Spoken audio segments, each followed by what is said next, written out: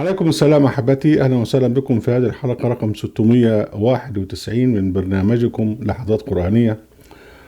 وآسف أن أقول أن العنوان هو مسجد الضرار ومسجد الضراط. يعني العنوان لابد منه لأنه هو يعبر عن الموضوع. في مدينة الإسكندرية في أواخر السبعينات تقريبا كان هناك مسجدان في شارع، أحدهما مسجد صوفي والآخر مسجد سني وهابي. الجماعة السنيين في المسجد السني يهاجمون الصوفية. هناك عداء طبعا مستحكم بين الوهابيين وبين الصوفية، ويهاجمونهم يقولون بقى الحديث اللي هو بتاع لعن الله اليهود والنصارى اتخذوا قبور أنبيائهم مساجد. طبعا ده حديث كذب، يعني لأن اليهود ما بيتخذوش قبور أنبيائهم مساجد، وليس كل النصارى يفعلون ذلك. لكن هو ده طبعا الحديث التي تروج بقى في كتب السنيين يعني، ويهاجمون بها الصوفية. ودأب المسجد السني على تسمية المسجد الصوفي بمسجد الضرار، وبعد دعاية شنيعة أثرت على المسجد الصوفي ورواده، ولصق بهم لفظ أو مصطلح مسجد الضرار.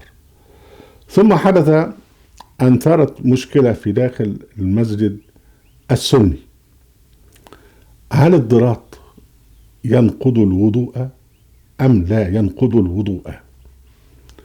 والموضوع بدأ بنقاش كده عادي، والناس بقى تدخلت فيه، وأصبح يعني الناس فريقين.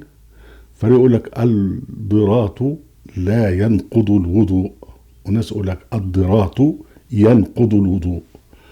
وبعدين الموضوع دخلت فيه لما أخذ الفساء، والفساء برضو يعني كلمة عربية فصيحة. هل الفساء يدخل ضمن الضراط فينقض الوضوء، أو الفساء يدخل ضمن الضراط ولا ينقض الوضوء؟ بدأ الأمر طبعا بنقاش، وبعدين بعد كده دخل فيه بقى صغار كبار العلماء وكبار صغار العلماء، والخناقة اتسعت ووصلت إلى بقى الخطب والندوات وبالميكروفون، وأصبح يعني المسجد بقى في حالة انقسام.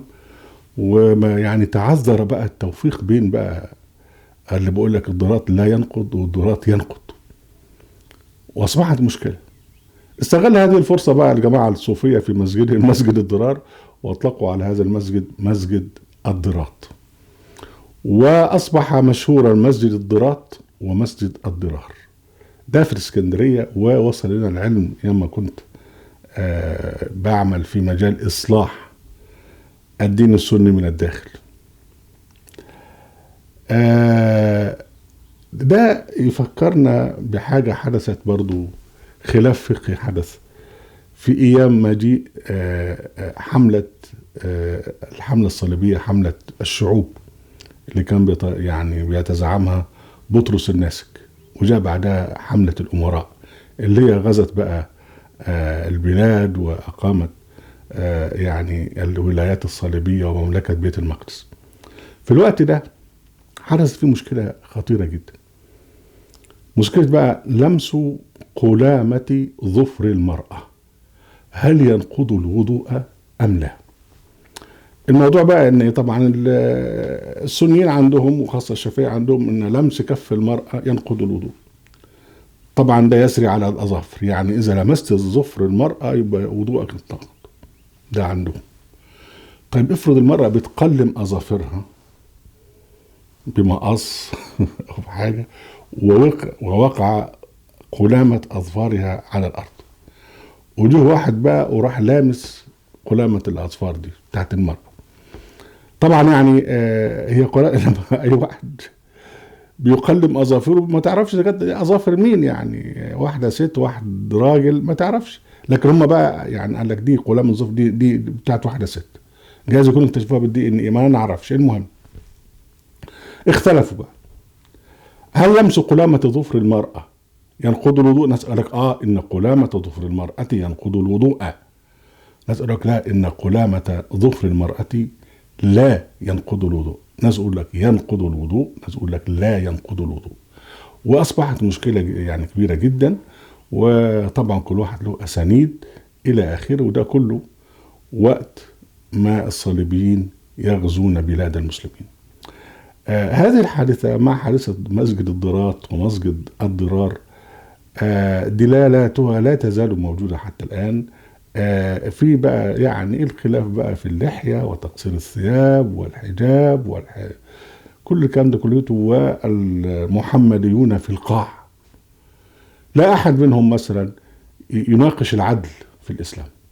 إن الله سبحانه وتعالى أرسل الرسل وأنزل الكتب الإلهية ليقوم الناس بالقسط. ده الآية 25 من سورة الحديد. هل القسط موجود في بلاد المحمديين ولا الظلم هو السائد؟ لم يناقش أحد هذا. هل التعذيب يجوز؟ هل أحد منهم تعرض للتعذيب؟ هل أحد منهم تعرض للاستبداد؟ هل أحد منهم تعرض لحقوق الإنسان؟ هل إذا قام أحد منا نحن أهل القرآن ويبشر بحقائق الإسلام في الحرية والعدل والإحسان والرحمة والسلام وحقوق الإنسان، هل يسكتون عنه أم يتهمونه بالكفر؟ أهلا وسهلا بكم أحبتي في برنامجكم لحظات قرآنية وفي قناة أهل القرآن وفي موقع أهل القرآن. لا تنسوا المشاركة بشير ولايك، وعليكم السلام.